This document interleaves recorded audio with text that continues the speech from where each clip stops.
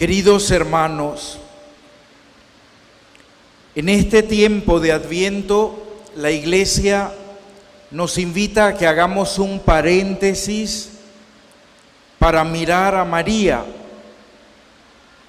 Celebramos desde hoy, 8 de diciembre, vísperas, cada y siempre Virgen María, fiesta litúrgica en la que la Iglesia ora y contempla el dogma mariano de la Inmaculada Concepción, es decir, la doctrina que sostiene que la Beatísima Virgen María fue preservada inmune de toda mancha de culpa original en el primer instante de su concepción por una singular gracia y privilegio de Dios omnipotente. En atención a los méritos de Cristo, Jesús, Salvador del género humano, y esto está revelado por Dios y debe ser, por tanto, firme y constantemente creído por todos los fieles. A la luz de nuestra fe, la concepción es el momento en el cual Dios crea el alma humana y la infunde en la materia orgánica precedente de nuestros padres. La concepción es el momento en el que comienza la vida humana. Y nosotros los católicos sabemos que en cada concepción humana se transmite, además de la vida, el pecado original. Es decir, la culpa que tuvieron nuestros primeros padres al desobedecer la voluntad de Dios en el jardín del Edén. María fue preservada de toda carencia de gracia, de todo pecado, y por una gracia santificante venida de Dios Altísimo, desde el primer instante de su vida, fue concebida en el vientre de Santa Ana sin pecado original. Es decir, María es la llena de gracia desde su concepción. Y cuando hablamos de la Inmaculada Concepción, no se trata de la concepción de nuestro Señor Jesucristo, quien, claro está, que también fue concebido sin pecado, sino la concepción de Nuestra Señora, toda pura y agraciada para traernos al Salvador, Cristo nuestro Señor. ¿Cuál es el fundamento bíblico de este misterio que hoy celebramos? La Biblia, hermanos, no menciona explícitamente el dogma de la Inmaculada Concepción, como tampoco menciona explícitamente muchas otras doctrinas que la Iglesia ha recibido de los apóstoles. La Inmaculada Concepción se deduce de la Biblia cuando ésta se interpreta correctamente a la luz de la tradición apostólica. En la primera lectura de hoy, tomada del libro del Génesis, encontramos el primer pasaje que contiene una promesa de redención. De hecho, este texto del Antiguo Testamento ha sido denominado por los entendidos como el protoevangelio, es decir, el evangelio preliminar o anterior. Y en este protoevangelio, Génesis 3:15, Dios declara la enemistad entre la serpiente y entre la mujer. Cristo, la semilla de la mujer María, aplastará la cabeza de la serpiente, del mal. Y ella, la Virgen, será exaltada a la gracia santificante que el hombre había perdido por el pecado. Solo el hecho de que María se mantuvo en estado de gracia puede explicar que continúe la enemistad entre ella y la serpiente, la lucha entre el bien y el mal. En este texto del Génesis que acabamos de escuchar, se contiene una promesa directa de que vendrá un Redentor. Y junto a él se manifestará su obra maestra, la preservación perfecta de todo pecado en su madre virginal. Hermanos, si por una mujer entró la culpa del pecado al mundo, por una mujer también ha entrado la gracia que salva al mundo entero. Y por eso el Evangelio de San Lucas que acabamos de profesar nos sitúa en ese misterio de la Anunciación. El arcángel San Gabriel se dirige a María diciéndole: alégrate, llena de gracia. La palabra griega original dirá kecharitomene, que significa abundancia de gracia, un estado sobrenatural del alma, de una unión íntima con Dios. Es decir, si María es llena de gracia, en ella no cabe pecado. Y este es el fundamento bíblico del dogma mariano que hoy celebramos. María es la llena de gracia. Dios ha puesto sus ojos en ella. Profundicemos aún más. ¿Por qué fue María la elegida entre todas las mujeres del mundo? ¿Por qué? Es un misterio que nos supera, pero un misterio en clave cristiano.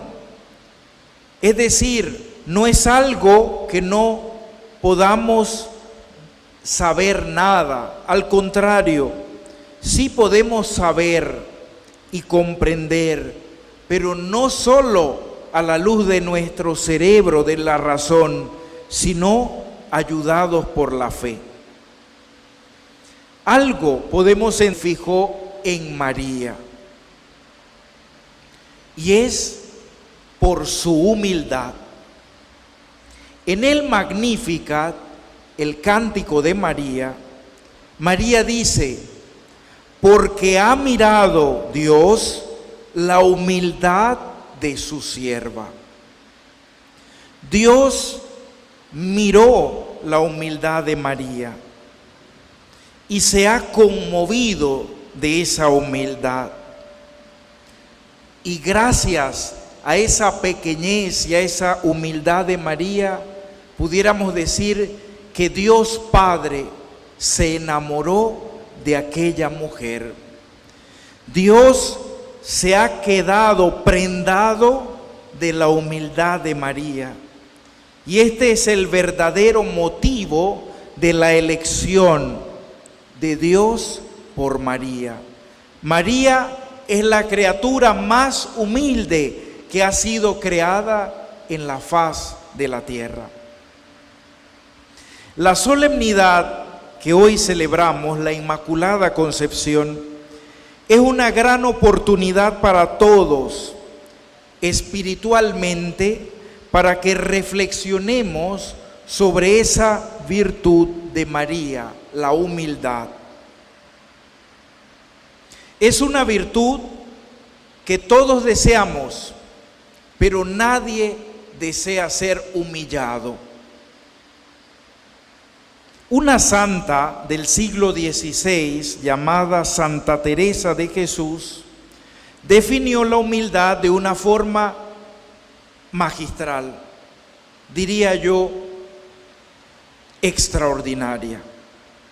Esta santa decía esto sobre la humildad.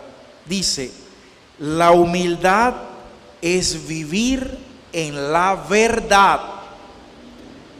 Santa Teresa de Jesús decía, la humildad es vivir en la verdad. Es decir, tener un conocimiento verdadero de nosotros mismos a la luz de Jesucristo. Gracias al Espíritu Santo podemos conocernos a nosotros mismos, conocer a Dios y vivir en autenticidad, en plena libertad. Y esta virtud de la humildad, hoy como siempre, es necesaria, pues nos libera. Es vivir una gratuidad constante y permanente a Dios. Y esto nos libra de cualquier pensamiento de superioridad. Todo lo hemos recibido por pura gracia de Dios. Y María exclama, Dios ha hecho en mí grandes cosas. Y esto debemos reconocerlo todos y cada uno de nosotros, preguntándonos, ¿cuántas cosas grandes ha hecho en mí, en nosotros Dios? Y ser humildes es reconocer esas cosas grandes que Dios ha hecho en mí, en ti y en nosotros. Dios no hace basura. Y cuando nosotros nos sentimos tan apagados, tan tristes porque todo nos sale mal, debemos recordar que Dios no crea basura, Dios crea siempre tesoros. Hoy en día hay tanto autodesprecio, falta de autoestima, discordias, que son fruto de la falta de humildad. María nos enseña a vivir en la pobreza evangélica, que se concreta en la vivencia de la humildad como virtud, pero debe ser asumida para adquirir una verdadera riqueza, que es Dios mismo, su vida y su amistad entre nosotros. En este contexto mariano, mañana 8 de diciembre, en Panamá celebramos el don de la maternidad con el Día de la Madre. Y conviene que recordemos un poco de historia para entender por qué la Inmaculada Concepción y celebrar a las madres. Realmente esto es un regalo de Dios para nuestro país, que se celebre a María y a las madres, pues María es el modelo de toda maternidad. A inicios del año 1924 se buscaba una fecha oficial para celebrar el Día de las Madres en Panamá.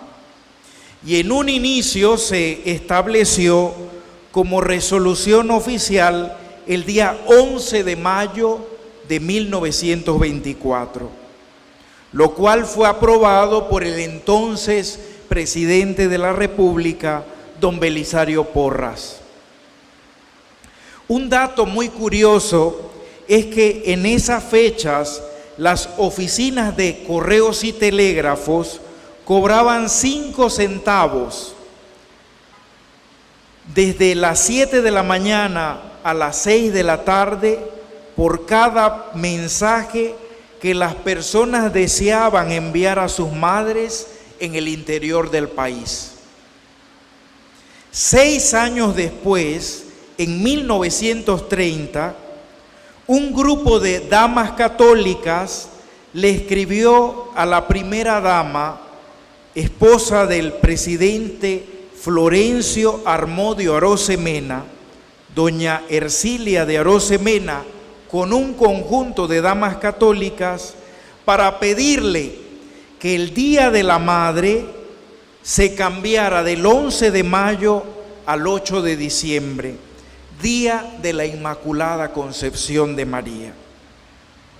Y el 18 de diciembre del 1930 se estableció que el día 8 de diciembre sería el día dedicado a las madres panameñas, pero sin hacer referencia a María. Queridos hermanos, nosotros los católicos estamos conscientes que tenemos una madre en el cielo que es María y una madre en la tierra que es nuestra madre. No puede haber maternidad sin un modelo de madre, y esa es María. Por eso vamos a pedir la intercesión a nuestra Madre María por todas las madres de Panamá, para que puedan ser fieles a la vocación que ellas han recibido de parte de Dios. Que así sea. Amén.